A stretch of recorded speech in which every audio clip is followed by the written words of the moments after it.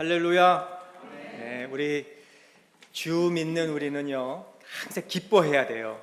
우리 남녘 사람들 보고 참 아름답게 생겼습니다. 한번 인사해 주세요. 아름답게 생겼습니다.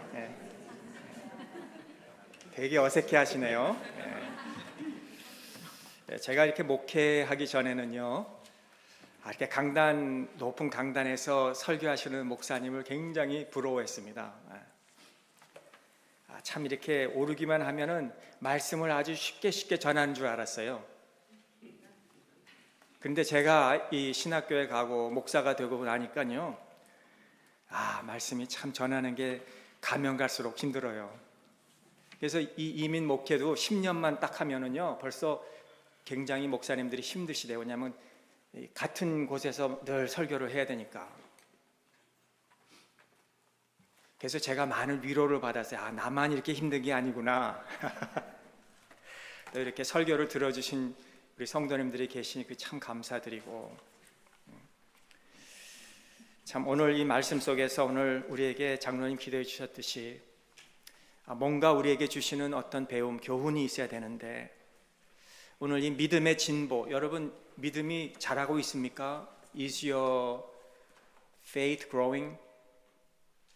or 아니면 지금 중단됐습니까? or is it standing still? 아니면 is it backsliding? 쇠퇴되고 있습니까? 코비드 전보다 지금 3년 전보다 지금이 내 신앙이 더 좋아졌습니까? 아니면 똑같습니까? 더 나빠졌습니까? 어떻습니까, 여러분?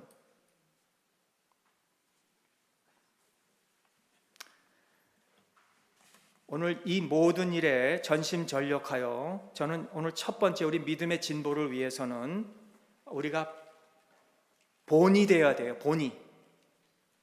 오늘 여기 읽진 않았지만은 11절 보니까 이 디모데전서 4장 11절에 보니까 너는 이것들을 명하고 가르치라.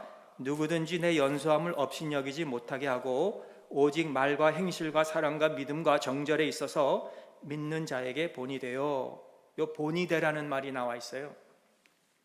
우리 믿음의 진보를 위해서는 첫 번째 우리가 이건 목회서신 이지가고 우리가 하지만은 꼭 목회자만에 해당되는 게 아니라 우리 믿는 모든 사람들은 믿음으로 본이 되어야 돼요.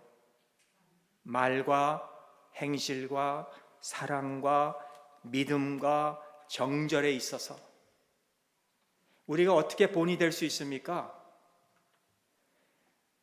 어떻게 하면은 믿는 자에게 본이 되는가? 13절에 보니까 내가 이를 때까지 읽는 것과 권하는 것과 가르치는 것에 전념하라. 우리가 어디에 전심전력을 해야 됩니까? 우리가 하나님 말씀에 전심전력하라는 거예요. 하나님 말씀을 읽는 것. 사도행전 13장 15절에도 공적으로 율법과 선지자의 글을 읽는 것을 말하고 있을 때 율법과 선지자들의 글을 읽은 후 이 바나바와 이 바울이 회당에 가서 율법과 선지자 모세오경과 선지서를 읽을 때 회장장들이 사람들을 보내어 물었다 그랬습니다. 사도들도 하나님의 말씀을 읽었어요. 공적으로 읽었어요. 왜 교회에서 우리가 이렇게 긴 본문, 어쩔 땐 짧은 본문을 읽고 왜 이렇게 말씀을 많이 들어야 됩니까? 이 말씀이 우리에게 믿음의 진보를 주기 때문이라 이거예요. 이사야 34장 16절에 보니까 너희는 여호와의 책을 자세히 읽어보라. 이것들이 하나도 빠진 것이 없고 하나도 짝이 없는 것이 없나니 이는 여호와의 입이 이를 명하셨고 그의 신이 이것들을 모았습니다. 이사야 선지자는 이 하나님의 말씀이 수많은 저자들, 한 30여 명의 저자들이요, 다른 시대의 사람들, 다른 환경에서 자라나 서로 알지도 못하는 사람들이 수천 년 동안 이 성경을, 하나님의 입에서 나오는 성경을 기록했다 그러는데, 이 기록한 성경 말씀이 다 하나같이 흐르는 물이 이 줄기가 하나로 흐르는 것 같이 이 하나님의 말씀이 정확하게 한 맥을 이루어간다, 그렇게 말씀하고 있다는 거예요. 내가 어려서부터 성경을 알았나니 성경은 능히 너로 하여금 지혜가 있게 한다. 이 성경은 우리로 지혜가 있게 하는 거예요.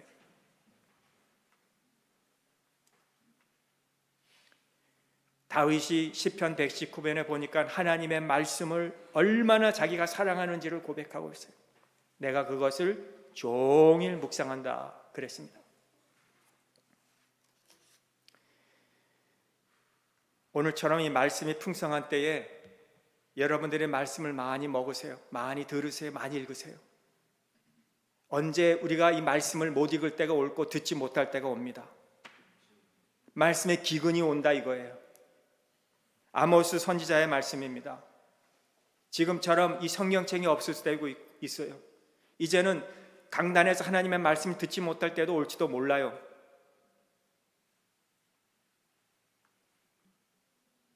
종교 개혁을 이룬 이 종교자들의 이 시작과 중심에는 5대 교리가 있었는데 첫 번째가 성경 읽기, 오직 성경이었어요.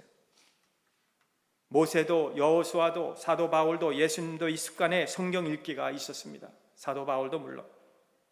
모세는 이스라엘 백성들에게 그가 왕위에 오르거든 왕이 세워질거든 이 율법서의 등본사를 레위 사람 제사장 앞에서 책에 기록하여 평생에 자기 옆에 두고 그의 하나님 여호와를 경외하기를 배우고 이 율법의 모든 말과 그 규례를 지켜 행할 것이라. 그리하면 그의 마음이 그의 형제 위에 교만하지 아니하고 그 명령에서 떠나 좌로나 우로나 치우치지 아니하리니 이스라엘 중에서 그와 그의 자손이 왕위에 있는 날이 장구하리라. 하나님의 말씀을 왕이라도 그 옆에 두고 늘 읽고 묵상해서 그의 왕위가 장구하게 하였다 그랬어요. 우리나라 속담에 세살 버릇이 80까지 간다고 했고요. 성품은 우리의 운명을 결정짓는다고 서양 격용도 있고요. 좋은 습관 우리가 어릴 때부터 가져야 된다 이 말씀 아니에요?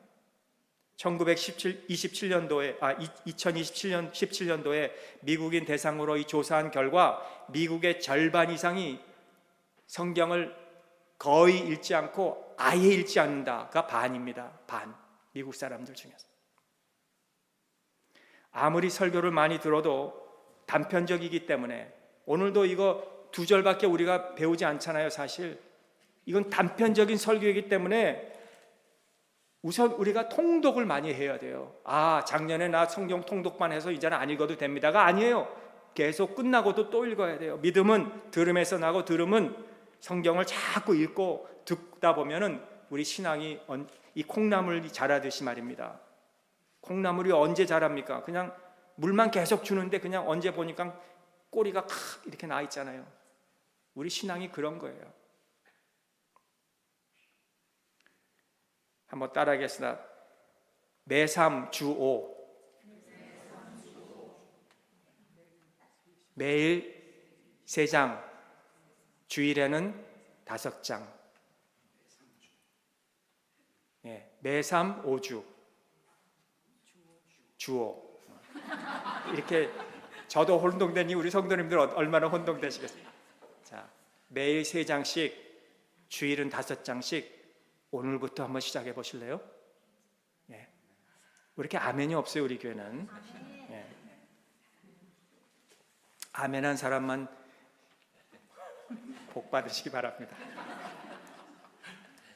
자, 매일 3장, 주일에는 5장 읽다 보시면 우리 믿음이 쑥쑥 자라요. 믿음의 진보가 생겨요. 아멘. 둘째, 이 모든 일에 전심전력하여 또 16절에 보면 계속해야 돼요. 신앙생활은요 자전거 타는 것 같아요. 자전거 타고 우리는 가만히 못 있어요. 서 있으면 쓰러져요. 더욱 뒤로는 못 가요. 우리 신앙은요 앞으로 가야 되는 거예요. 아멘. 그렇지 않으면 넘어지고 앞으로 안 가면 타락하게 돼요. 이게 신앙이에요.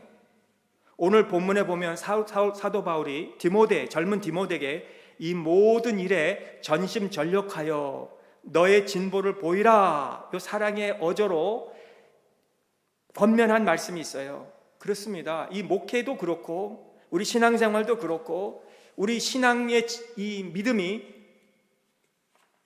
향상을 해야지요. 가만히 있으면 이거 어딘가 지금 병든 거예요.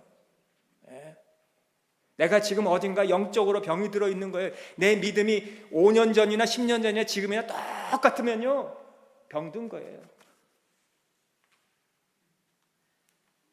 하나님은 우리 신앙이 뒤로 물러가지 않고 작년보다 이 해가, 어제보다 오늘이 믿음으로 진보가 있기를 원하신다 이거예요. 소돔과 이 고모라 성을 심판하실 때 하나님이 이 롯에게 너 집과 함께 소돔 성에서 빨리 나오라고 하고 뒤돌아보지 말라 그랬어요. 그런데 롯의 처가 어떻게 됐어요? 뒤돌아보다가 소금 기둥이 되고 말았어요. 앞으로 가야 할 사람이 자꾸 뒤를 돌아보면 안 되는 거예요. 믿음의 주여, 우리를 온전케 하시는 주 예수만 바라보라고 그렇게 말씀했죠. 우리의 소망을 이 땅에 두지 말고 자꾸 이 세상에 두지 말고 하늘을 바라보고 위의 것을 바라보고 위의 것을 생각하고 우리가 가야 되는데 자꾸 우리는 이 땅 때문에 주저한다 이거예요.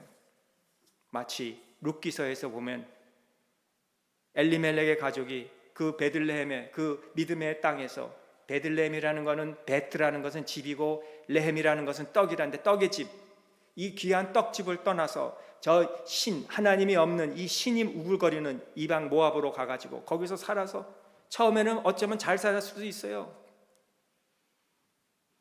흉년을 피하기 위해서 그곳에 가서 남들같이 떵떵거리고 살을 수도 있어요. 그런데 얼마 있다가 엘리멜렉도 두 아들도 다 잃어버렸잖아요.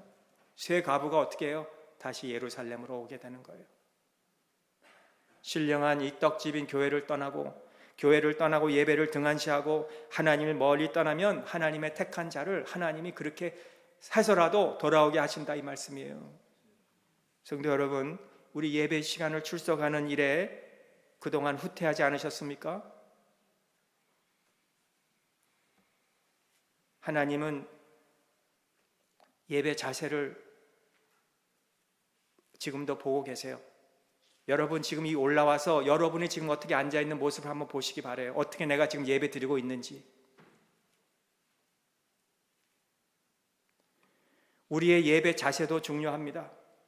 예배 모임도 중요합니다. 이 예배 모임은 우리가 친교 모임으로 모인 거 아닙니다. 오늘 그 예배 끝나고 빨리 그냥 대충 말씀 듣고 예배하고 끝내서 축도 받고 그냥 나가서 친교하기 위해서 모인 것도 아니고, 뭐 먹으면서 우리가 이 정치 얘기하기로 모인 것도 아니고, 사업 토론하기 위해서 모인 것도 아니에요. 이 예배는요, 하나님한테 드리기 위해서 우리가 모인 겁니다. 사람에게 보이려고 내가 안 나오면 뭐라고 하니까 오늘 나와서 앉아 주자, 그게 아닙니다. 하나님이 지금도 우리 예배를 살아계셔서 주목하고 계시는 그 하나님께 드리는 겁니다. 이 자리는 신령한 것이라는 걸 생각하세요. 신령한 곳입니다. 하나님의 뜻을 생각하는 곳입니다. 예배의 자세를 우리가 분명하게 해야 됩니다. 예배 나올 때 딴 생각하고 나오지 마세요. 이거 빨리 예배 끝나면 내가 가서 뭐 할까? 오늘 내가 그 스토브에다가 냄비를 끄고 왔나 켜고 왔나? 내가 대문을 잠그고 왔나 열고 왔나? 그런 거 생각하지 마시고 예배 시간은 전적으로 하여튼 하나님 앞에 예배 드리세요. 예배 드리세요. 주일은 예배하러 오는 날입니다. 예배만큼 우리가 분명히 해야 됩니다. 예배 시간에 출석하는 일에 그동안 우리가 후퇴하지 않았느냐 이거예요. 70이 넘은 어떤 노인에게 일생을, 이 70을 노인이라고 하니까 좀 이상한데요. 요즘은 70도 젊게 생각되는 이때인데, 그렇죠? 질문을 했어요. 자기 일생을 회고하면서 자기 생애를 정리한 거예요. 통계를 낸 거예요. 살아온 70년을 놓고 통계 조사를 자기가 해봤더니 식사 시간이 7년이요, 일한 시간이 11년이요, 오락 시간이 8년이요, 목욕하고 세수하고 옷 입은 시간이 5년이요, 떠든 시간이 3년이요, 예배한 시간이 6개월이래요.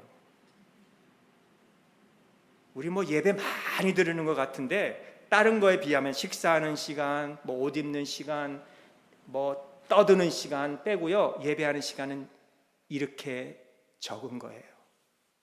그런데도 그거 하나도 제대로 못해. 주여 주여 용서하옵소서. 우리 얼마나 핑계가 많은지 몰라요. 여러분 생애도 그렇고 물질도 한번 생각해 보세요. 우리가 이 종목별로 한번 생각해 보세요. 내가 물질을 가지고 우리 자녀들에게 쏟아붓는 돈, 우리 자녀의 교육을 위해서 쏟아붓는 돈, 우리가 또 무슨 뭐로 사는 돈, 이런 거에 계산해 볼 때 바로 그날이 가까운 주님을 우리가 만나야 될 그날이 오는데 내가 주님을 위해서 얼마나 썼는가 한번 생각해 보세요. 부끄럽지 않아요? 주님을 위해서 쓸 때는 아끼고 계산하고 그거 부들부들 떨고 드리면서 그냥 나를 위해서 먹는 데를 위해서 가는 데를 위해서 펑펑 쓰는 우리 한번 생각해 보세요. 얼마나 부끄러워요. 전심전력을 다하여 앞으로 우리가 전진할지언정 우리가 뒤로 물러서면 안 되고 주님 앞에 설 때까지 계속 우리가 이 일을 위해서 나가야 된다 이겁니다. 성지에 가면요 시내산이 있습니다. 이 시내산은 아무 때나 올라가면 감동을 못 받아요. 꼭 새벽에 동이 틀 때 전에 올라가야 돼요. 그렇게 올라가려면 추워요. 근데 추워. 그렇게 올라가면 새벽 4시에 깨워야 돼요. 다들 이 일정을 지금 여행하느라고 피곤한 사람들을 그것도 새벽 4시 전에 일어나서 준비해가지고 컴컴한데 그 밤이라 컴컴해. 그건 불도 없어요. 이렇게 전등도 없어요. 산이니까. 어떤 이 아랍 사람들이 막 이렇게 두른 털반 두른 그런 까맣고 하얀 그 큰 수건들 있잖아요. 그런 사람들이 이렇게 턱 오더니 시장에 나가니까 우리 손을 콕 잡아요 밤에. 그리고 딱 2사람씩 아니고 1사람씩 데리고 어딜 가요. 아무도 안 놀래네. 가면은 어디 막 그냥 이상한 막 우는 소리가 나는데 가는데 나중에 알고 보니 거기엔 다 낙타들이 무릎을 꿇고 있는 장소예요.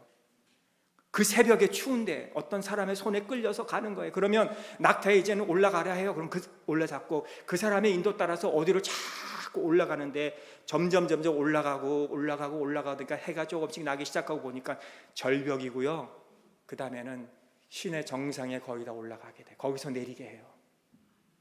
그리고 조그만 포장마차 같은 데 들어가서 컵라면 하나 사 먹고 그 다음에 걸어서 올라가는데 올라가면 이제 시내산 큰 바위 하는 데서 올라가 보니까 사람들이 다 와서 기다리고 있는 거예요. 그곳에 그 새벽에. 그러는데요 그때 딱 새벽 시간이 되니까 저기서 해가 뜨기 시작하는데 그 올라온 모든 시간이 춥고 험한 시간들이 다 잊어버리고 그냥 마음속에서 감탄이 나오는 거야. 야, 이거 보라고 시내산이 힘들게 올라오는구나. 하나님 앞에 감탄하고 모세가 여기서 이 하나님의 말씀을 율법을 받은 이곳이구나.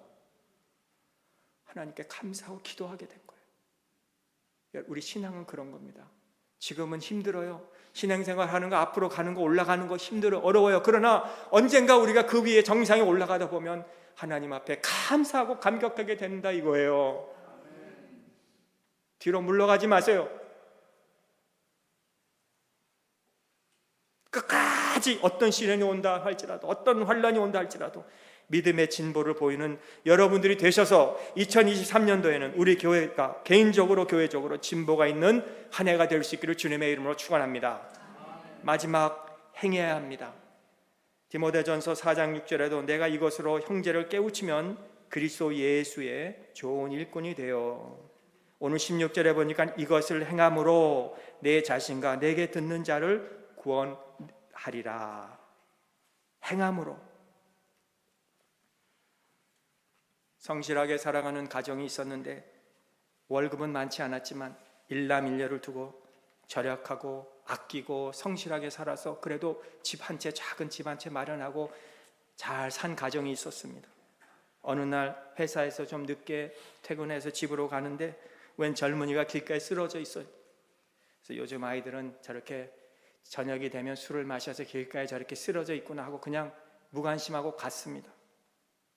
부정적인 생각을 하면서 참 요즘 젊은이들이구나. 성급하게 집으로 왔어요. 근데 집에 들어보니까 아들이 올 시간에 안 오는 거예요. 그래서 이 과외 공부 나간 아들을 위해서 친구에게 전화도 해보고 아는 사람에게 다 전화를 했지만 모른다는 거예요.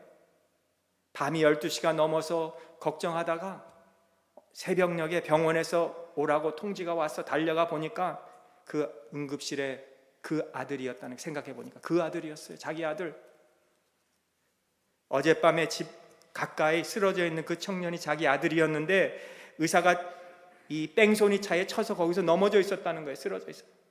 누군가가 조금 더 빨리 손을 대서 응급실에 왔다면 살 수 있었는데 지금은 too late. 아버지가 내가 내 아들을 죽였구나. 내가 무관심한 것 때문에 내 아들을 죽였구나. 머리를 치며 가슴을 치며 통곡을 했다는 그런 이야기가 있어요. 여러분, 이 개인주의가 강한 우리 미국에 살면서 우리 자신도 모르게 말입니다, 어느새 우리가 너무 개인주의적인 우리가 되어버렸어요. 거저 내 자신, 거저 내 가족, 거저 내 자녀, 내 회사, 내 가정에 관심만 가지고 살아요. 무관심이라는 이것이 우리 이웃을 죽이고 있지는 않는가요? 이민자의 삶이 고달파요. 그건 사실이에요. 내 한 몸 챙기기도 어려워요. 내 가족, 자녀들 챙기기도 힘든데 언제 우리가 이웃을 생각하고 언제 우리가 잃어버린 영혼들을 생각합니까? 그러나 주님 말씀대로 목자의 심정 가지고 우리가 찾는다면 하나님이 우리의 가정도 우리의 자녀도 우리의 사업도 하나님이 책임져 주신다 이거예요. 이 말씀을 우리가 믿어야 돼요. 내가 한 영혼의 귀중성을 가지고 나간다면 반드시 하나님이 여러분들의 자녀들도 책임져 주신다는 것을 믿으셔야 돼요. 30년간 선교 경력이 있으신 다널드 스미스 선교사님은 몇 가지 터득한 것이 중에 하나가 구원과 우리의 삶을 말로만 증거했다는 거예요. 말로만 했어요. 우리가 새로운 피조물이 되었다고 하잖아요. 여러분, 새로운 피조물이 되었다고 하지만 그 새로운 피조물이란 게 뭐예요? 새로운 목적을 가졌다는 거예요. 이제 새로운 목적, 이제는 주님을 위해서 살겠다는 목적. 다메섹에서 바울이 된 그것을 보면 그가 뭐라 그래요? 나의 나 된 것은 하나님의 은혜예요. 이제는 은혜를 알고 살게 되는 거예요. 은혜, 하나님의 사랑으로 충만한 게 은혜입니다. 그것 때문에, 강권하기 때문에 내가 미운 사람도 이제 사랑하고, 대화하기 싫은 사람도 대화하고, 무심했던 사람도 이제는 관심을 가지는 것이고, 약 700년 지금부터 전 주후 13세기에 이 징기스칸을 이어서 발라카나가 먼 유럽까지 이 기독교 문화를 접하고 그 아름다운 이 기독교 문화가 너무 좋아서 우리 교황권에다가 신청해서 우리에게도 지혜로운 선교사님 100명만 꼭 이 나라에 보내달라 그랬는데, 그 교황이 학문에 뛰어난 지식인 100명은 물론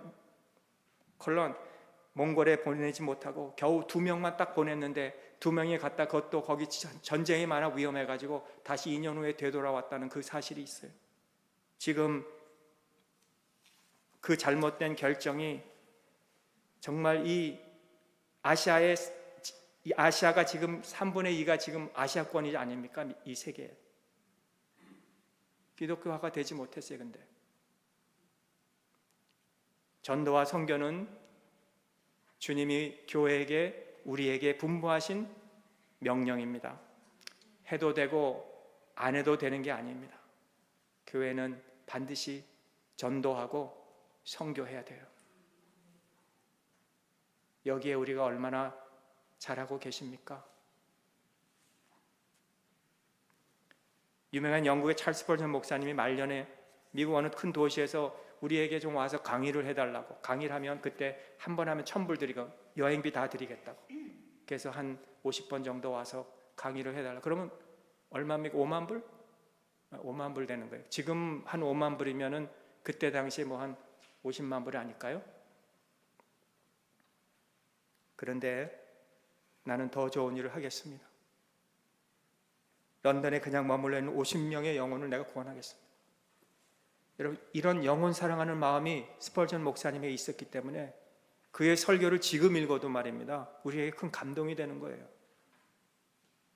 그런 마음이 있었어요. 그런 목사님의 마음이 유명한 그 설교자가 된 겁니다.